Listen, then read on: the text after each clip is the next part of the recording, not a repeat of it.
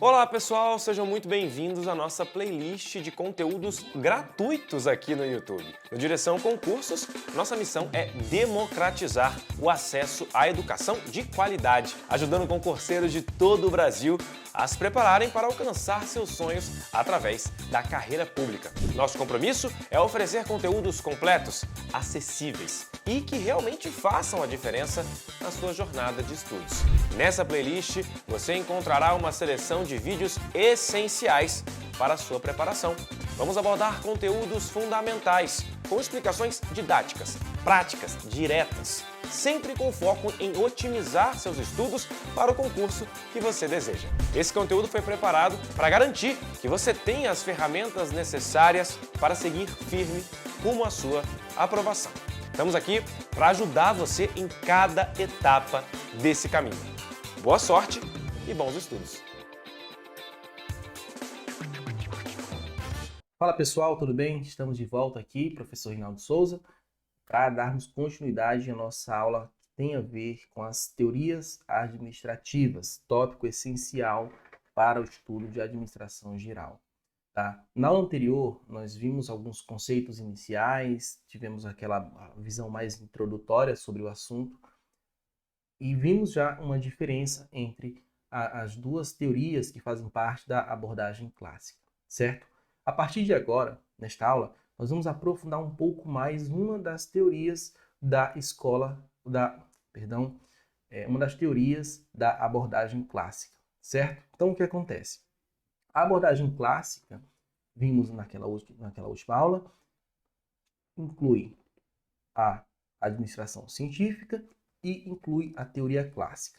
Vamos começar essa aula falando da teoria científica, ver os principais pontos para o nosso estudo voltado para concurso público, beleza? Então, olha só, vamos dar início aqui. Fica aquele velho convite, tá bem, gente? Qualquer coisa, é só me procurar aqui que eu estarei lá no Insta para tirar alguma dúvida, para termos um contato mais próximo, tá bom? Sim, continuando aqui. Então, agora a gente vai entrar um pouco aí nesse tópico, tá? Teoria da administração científica. Nessa aula, nós vamos ver o que há de mais importante dentro desse assunto voltado aí para concurso público. E claro que se nós formos estudar isso do ponto de vista mais acadêmico, é assunto, assim, quase infinito, tá? Então, existe uma série de abordagens acerca da teoria científica, autores que discorrem sobre o tema, e enfim, e assim vai. O nosso objetivo não é fazer aqui um estudo acadêmico, tá? Nosso objetivo é fazer um estudo direcionado para concurso público. Então, nós vamos nos concentrar nos principais pontos da disciplina para concurso público, certo? Só quero deixar isso bem claro, porque às vezes, né, dependendo aí da experiência que cada um já tem com a disciplina de administração, pode às vezes achar que a gente tem que entrar em temas muito específicos da disciplina ou do assunto. Só que para concurso público não é assim que funciona, tá? Então a gente faz esse recorte, por assim dizer, voltado para concurso, de acordo com o que importa para esse segmento. Se a gente está falando de uma abordagem mais acadêmica, aí não é o propósito aqui, isso seria realmente até mesmo implicar em perder tempo, tá? Perder tempo, porque a gente tem que trabalhar de acordo com o que as bancas cobram, certo? Vamos deixar o estudo acadêmico para os acadêmicos, tá bem? Mas sim, o que é que nós temos sobre a teoria da administração científica? Vamos ver aqui? Então, olha só, a gente precisa considerar alguns pontos que são importantes. Primeiro, essa teoria, ela pode ser chamada de administração científica, certo? Mas também, olha que coisa, né? Ela pode ser chamada de clássica, americana e tradicionalista. Só que assim, sinceramente, para concurso público, as bancas, elas não vão inventar muito não, tá? Elas vão ficar nisso aqui. Beleza? Mas professor, e se por acaso na minha prova ela vir chamando de clássica? Como é que eu vou diferenciar da teoria clássica? Bom, aí a gente vai ter que ver o contexto da questão, tá? Eu nunca encontrei questões chamando a teoria científica de clássica. Mas pode acontecer uma das formas como ela pode ser chamada. Isso por quê? Porque a gente já viu na aula anterior que a teoria da administração científica faz parte da abordagem clássica, tá bom? Enfim, mas eu nunca vi assim questões não, tá? Nem pode ser que chame em algum momento? Pode. Então por isso a gente está passando aqui, para contextualizar melhor. Mas no geral é administração científica. Bom, e por que ela foi iniciada? Aí você vai lembrar o nome do autor, tá? Então esse camarada aqui, ó. Frederick. Eita, não é esse aqui não. Peraí, é essa aqui. Frederick Winslow Taylor. Também chamado aí na maioria das provas ou de Frederick Taylor ou Taylor tão somente. Isso lá no final do século XIX. Então, o contexto que a administração científica surge é justamente, ó, da conclusão de que a administração das empresas precisava ser melhorada e que havia muitas perdas com a ineficiência. Então, olha só que interessante. A partir dessa conclusão é que surge a administração científica. Perfeito? E aí você vai lembrar que a administração científica foi idealizada por Taylor. Não foi Fayol e nenhum outro nome. Taylor, certo? Lembre-se disso. Então, o nome é muito sugestivo. Por que chamar de administração científica? Então, nós chamamos de administração científica justamente porque a ideia desse modelo de administração é que ele fosse guiado ou tivesse como base justamente métodos científicos, tá? Então, olha só que interessante. Lembra-se que lá na aula anterior nós falamos que a administração, as teorias, né, da abordagem clássica, elas surgem justamente como uma maneira de reagir à improvisação e ao empirismo? Pois bem, esse contexto surge a teoria da administração científica, trazer uma abordagem científica para as organizações para abandonar a improvisação e o empirismo, certo? Então, a ideia é justamente o quê? Que esse modelo baseie-se, ou que a administração, né, baseie-se na aplicação dos métodos científicos para solucionar os problemas administrativos daquela época. Então, Taylor propunha o quê? Era preciso identificar e controlar o desperdício nas indústrias e elevar os níveis de produtividade. E isso seria possível, sim, com métodos, com técnicas científicas, certo? Então, a partir desses métodos científicos, tá? A partir da aplicação da ciência, as organizações, a eficiência e a produtividade seria alcançada em níveis melhores. Beleza? Então, outra coisa. Nós já consideramos a primeira aula, mas aqui pode ir além. O foco do modelo científico é justamente o quê? A tarefa. Certo? A tarefa. A tarefa era o elemento mais importante para a administração. Então, olha só, vamos voltar aqui. Então, a tarefa era o elemento mais importante. Se elas fossem bem executadas, os funcionários trabalhariam, olha que interessante, né? Trabalhariam mais felizes e confiantes. Então, todas as ações que acontecem nesse modelo, toda a aplicação de métodos científicos é justamente para que as tarefas sejam bem executadas. Porque na compreensão de Taylor, se a tarefa for bem executada, não só as organizações vão alcançar o seu resultado que é esperado que alcancem, mas os próprios operários, os próprios trabalhadores vão fazer isso, vão buscar aqueles resultados de maneira feliz e confiante, porque a tarefa é bem estruturada, é bem organizada, e eles sabem exatamente o que devem fazer, certo? E aí o que acontece? É claro que para que a tarefa seja bem executada, ela precisa ser previamente planejada pela organização. Então, nesse cenário, o trabalho precisava ser planejado com antecedência, certo? Vamos voltar aqui? Então, o trabalho precisava ser planejado com antecedência. E, claro, as instruções para a realização desse trabalho deviam ser repassadas aos trabalhadores. Note agora o seguinte, vamos marcar aqui, ó, isso aqui precisa de atenção. Por escrito. Então, as instruções de como o trabalho deveria ser realizado precisavam ser passadas por escrito aos trabalhadores. E aí sim eles iam poder realizar o seu trabalho adequadamente. Por que eu destaquei aqui esse por escrito? Vamos lá. É claro que em muitos momentos nós vamos perceber grandes diferenças entre teorias diferentes.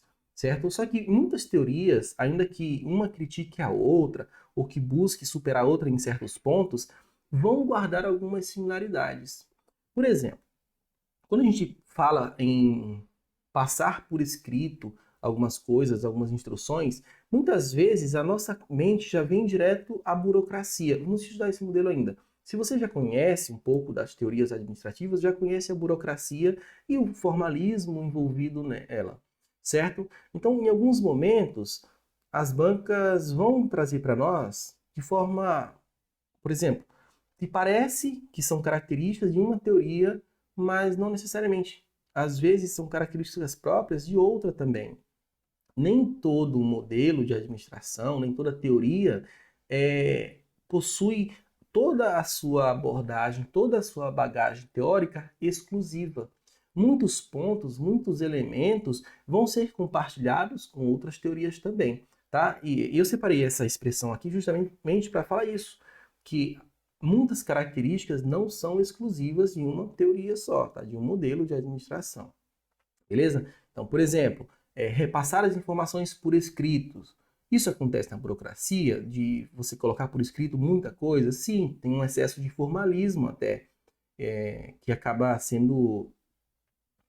implicando justamente na necessidade de passar algumas informações por escrito. Mas não é uma característica exclusiva da burocracia. Dentro da teoria científica também existe a presença, tá? Existe essa necessidade de passar orientações por escritas aos trabalhadores. Ou nesse caso aqui, nós estamos falando de formalizar basicamente essas instruções de como a tarefa deve ser realizada, certo? Então, por exemplo, formalizar e passar por escrito não se reduz à burocracia, por exemplo, tá? É importante a gente deixar isso aqui claro. É claro que dependendo de como a banca cobrar isso na prova, vai ser sim burocracia ou outra coisa, e não administração científica. Mas lembre-se, o trabalho precisava ser planejado e as instruções de como desempenhar o trabalho deveriam ser passadas para as pessoas por escrito, tá? Eu tirei esse fone, eu nem sei porque eu tava com esse fone aqui, gente, de verdade. Olha só que coisa. Só percebi agora, inclusive. Enfim.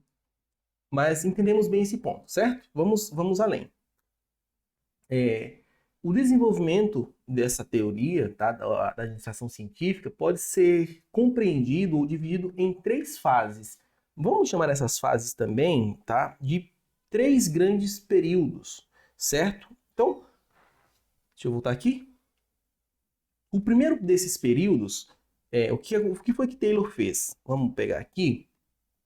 Olha só o que foi que ele fez. Começou a desenvolver suas ideias sobre a eficiência no trabalho. Então, essa aqui, ó, é a marca do primeiro grande período da administração científica. E aí, a partir dessas ideias sobre eficiência, ele observou o quê? A ineficiência nos métodos de trabalho, certo? Ele observou isso. E começou a formular teorias para melhorar a produtividade. Olha como o cara era determinado, né? O cara era muito focado. Observou justamente a ineficiência que existia nos métodos de trabalho, nas organizações, e claro que isso comprometia resultados. E daí começa a formular algumas teorias para melhorar os aspectos como o trabalho é feito e, claro, alavancar a produtividade. E aí, quais foram exatamente os primeiros experimentos? E aqui, olha só que interessante.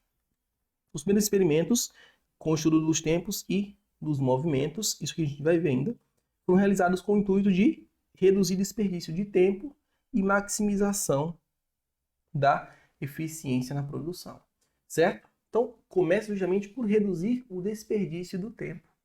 Isso é interessante, né? Então, o que a gente percebe nessa fase? Ataque ao problema dos salários com o pagamento de incentivos, divisão de tarefas, modo padrão de execução e tempo também de execução. Então, essas são as grandes marcas, são as grandes características do primeiro período da administração científica, tá? Então, a gente viu, as primeiras ideias são desenvolvidas, tá? Sobre a eficiência no trabalho. A partir da ineficiência observada, ele desenvolve algumas teorias para melhorar a produtividade. E aí surge justamente o estudo dos tempos e dos movimentos, que vai atacar alguns desses problemas, tá? O segundo grande período é marcado pelo seguinte: as ideias iniciais do primeiro período são refinadas e consolidadas em um conjunto de princípios. Tá? E basicamente o que acontece aqui? O aprimoramento de métodos de trabalho com a padronização das ferramentas e equipamentos, sequência e programação de operações e estudo dos tempos e dos movimentos. E aí, ó, aqui a gente começa a falar dos princípios, certo? Aqui, ó, dos princípios. É muito importante nós termos em mente esses princípios e sabermos exatamente em que consiste cada um. Os princípios são planejamento, preparo, execução do trabalho e controle, tá? Então, 4 princípios. E aí, vamos voltar aqui. Olha só. O primeiro deles é o princípio do planejamento. Certo? Então, planejamento, preparo, execução do trabalho e controle. Logo de cara, nós vimos o quê? O planejamento busca substituir aqueles métodos empíricos por métodos científicos. Então, o planejamento tem a ver com isso. Substituição do empirismo presente nas organizações, da improvisação, por métodos científicos, certo? Então, a ideia do princípio do planejamento é fazer essa troca. Tirar improvisação e empirismo e colocar métodos científicos para executar o trabalho, para executar as funções dentro da organização. Então, o que a gente percebe é o quê? Vamos voltar aqui. O desenvolvimento de uma ciência, tá? Que pudesse ser aplicada em cada fase do trabalho, substituindo os métodos antigos.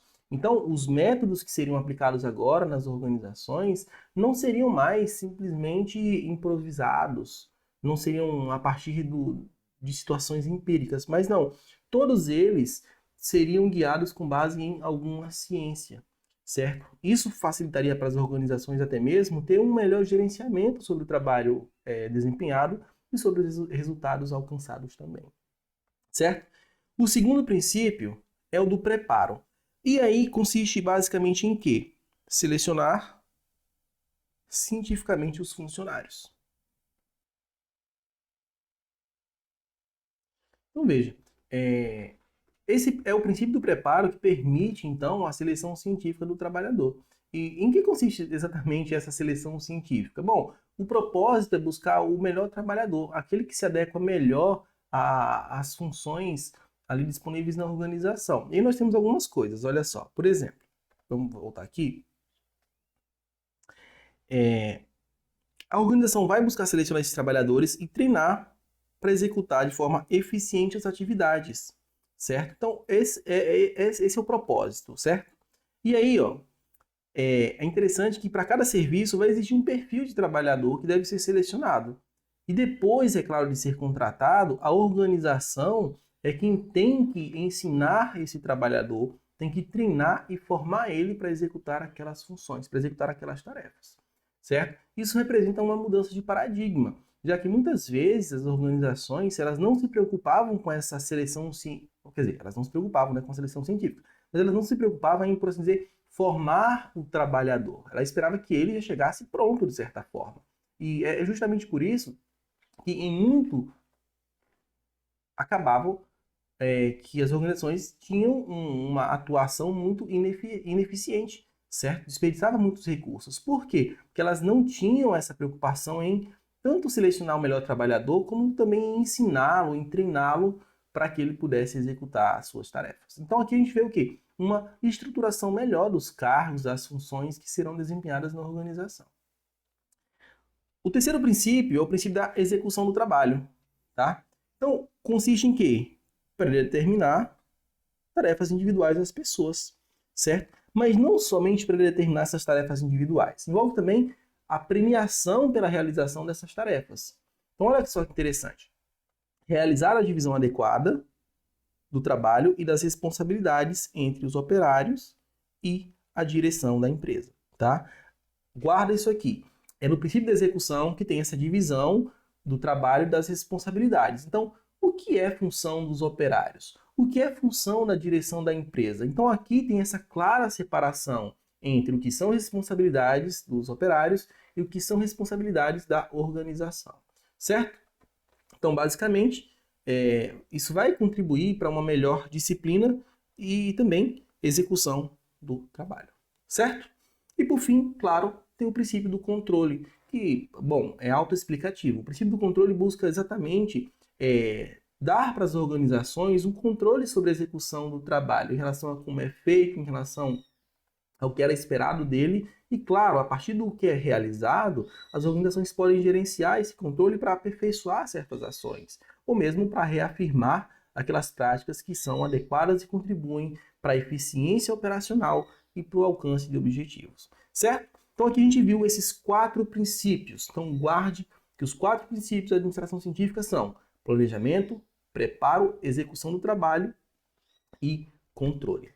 Beleza? Dito isso, vamos adiante? Vamos ver agora o terceiro período. No terceiro período, o que é que nós temos? O aprimoramento daqueles princípios que nós acabamos de ver, certo? Então, aprimoramento dos princípios da administração científica e, claro, recomendação de mudanças nas responsabilidades da organização. Então, por exemplo, isso aqui implica na criação, tá? Ou sugestão de criação de um departamento de planejamento. E esse departamento vai assumir a responsabilidade cerebral da empresa. Ou seja, trabalhadores e supervisores ficam com a função de produção, tá? Então, trabalhadores ou melhor, supervisores e... Bom, olha só. Isso acontece do nada, né? Retomando aqui o pensamento, tá? Então, com a criação desse departamento de planejamento, os operários e os supervisores vão se preocupar com a execução do trabalho e não, por exemplo, desenvolver certas estratégias, certas técnicas. Essa função de pensar vai ser responsabilidade da organização, certo? Então, vamos voltar aqui. E claro, uma outra coisa foi a ampliação do número de supervisores. Por quê? Assim, eles cuidariam de um aspecto do trabalho operacional. Perfeito? Claro, isso aconteceu, isso foi adotado pelas organizações. Bom, a gente viu que essas recomendações acabaram não suportando a passagem do tempo e foram abandonadas. Essa é uma realidade, tá? É claro que o Taylor, ele buscava justamente estruturar muito bem e ele deu a sua contribuição, mas é claro que para muitas organizações aplicar isso era inviável, tá? E daí a gente viu que foram recomendações que foram deixadas de lado, praticamente, pelas organizações, tá? E aí, vamos lá. Vamos citar aqui essas características que são fundamentais da administração científica. Então vamos lembrar: estudo científico do trabalho, divisão do trabalho, seleção e treinamento científico do trabalhador e salários, incentivos e supervisão. A partir de agora, nós vamos falar um pouco mais sobre essas características aqui que são fundamentais da administração científica, tá? Então, para começo de conversa, vamos ver primeiro aí o estudo científico do trabalho. Olha só. Bom, o que foi que Taylor constatou? Para ele, os operários em todos os ofícios têm aprendido o modo de executar o trabalho por meio da observação dos companheiros, certo? Então, por meio da observação, cada um aprende a realizar ali o trabalho. E claro, se não existe um modelo padrão em cada organização, ou às vezes dentro da mesma organização, cada pessoa vai ter uma maneira de realizar um trabalho, certo? Então, às vezes dentro da mesma organização, executando a mesma função, cada um vai ter um caminho para chegar àquele resultado. E aí, o que acontece? Isso implica em uma grande variedade de instrumentos usados em cada espécie de trabalho, certo? Ou seja, entre os vários métodos e instrumentos, vai existir algum que seja mais rápido, certo? Um método mais rápido e um instrumento que seja melhor do que os demais. Olha que interessante isso.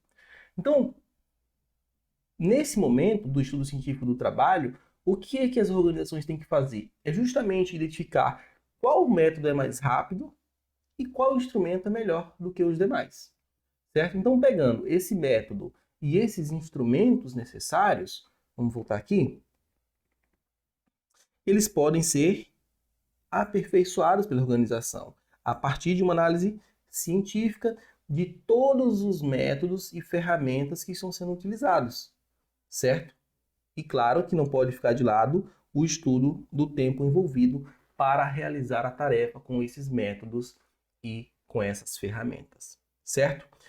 Qual é o objetivo geral no final das contas? É justamente substituir os métodos empíricos que são utilizados ali na organização por esse método mais rápido, por esse instrumento melhor e, claro, que entrega os resultados em menos tempo.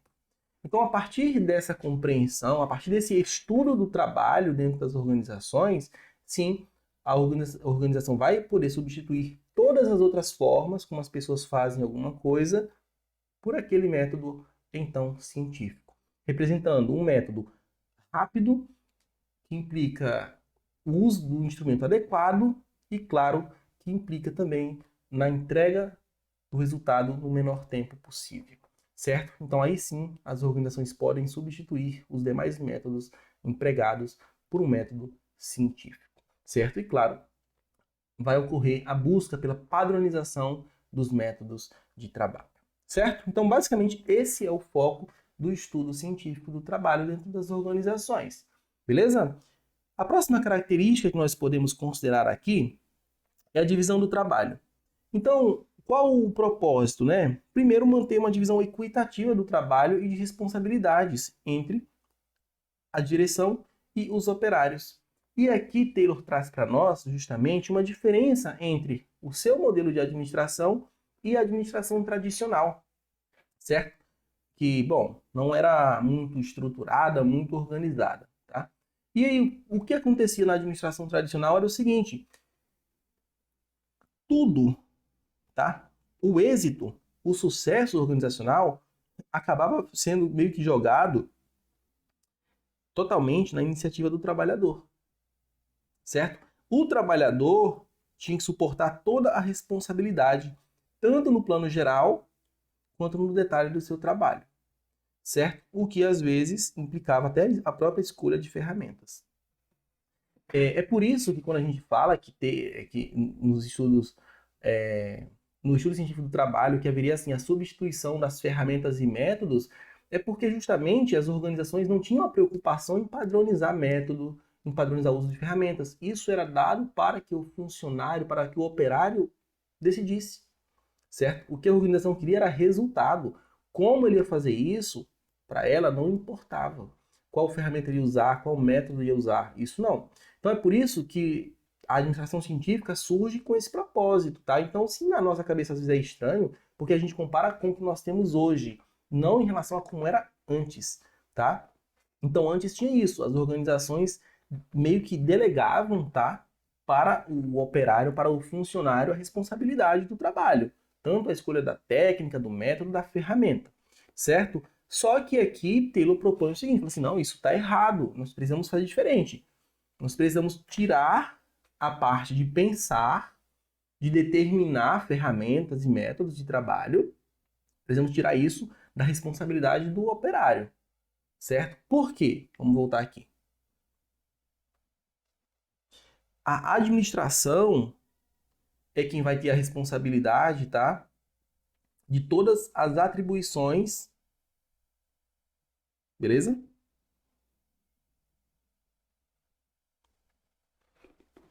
De todas as atribuições que estejam relacionadas ao trabalho, certo? Então, vamos lá. Deixa eu voltar aqui. E por que tem essa compreensão? Porque a própria organização está muito mais aparelhada, estruturada e tem mais recursos do que o próprio trabalhador, certo? E outra coisa, quando a organização deixa toda essa parte de estruturação ou atribuições além da execução da função, o trabalhador tende a ficar sobrecarregado e isso vai comprometer o seu nível de entrega, o nível de desempenho do trabalhador, tá? Então, basicamente, ela passa agora a administração, no modelo científico, a assumir a responsabilidade de todas as atribuições fora, tá, da execução da tarefa. Perfeito? Então, olha só, é atribuída à gerência a função de reunir todos os conhecimentos que os trabalhadores detêm e de classificá-los, tabulá-los e reduzir a normas, leis ou fórmulas para que eles executem suas tarefas diárias.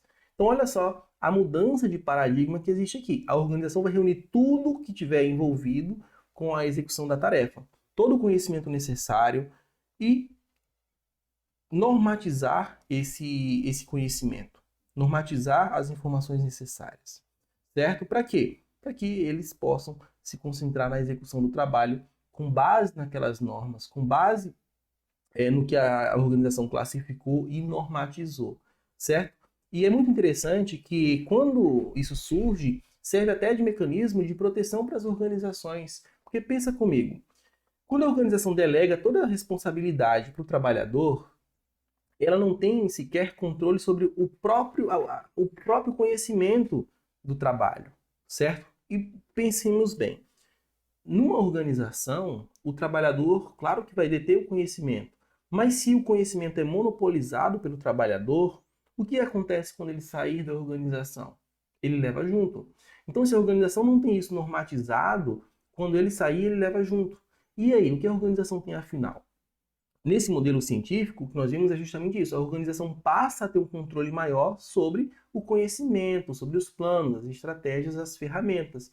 E aí, se um trabalhador sai, outro pode ser colocado no lugar e a organização não vai sentir tanta falta assim. Certo? Por quê? Porque ela detém todo o conhecimento necessário para que a tarefa seja executada, para que o trabalho seja realizado. E assim, ela não fica refém de um operário, de um trabalhador, de um supervisor. Certo? Então, a divisão do trabalho ajuda as organizações nesse sentido, a saber muito bem o que é responsabilidade da organização e o que é responsabilidade dos funcionários. Certo? Próxima característica, quer dizer, vamos parar um pouco aqui, galera. Já deu meia hora de aula, a gente para aqui e retoma na próxima aula, aí a gente continua aqui de onde a gente parou. Perfeito? Então, a gente se encontra na próxima aula. Vamos lá.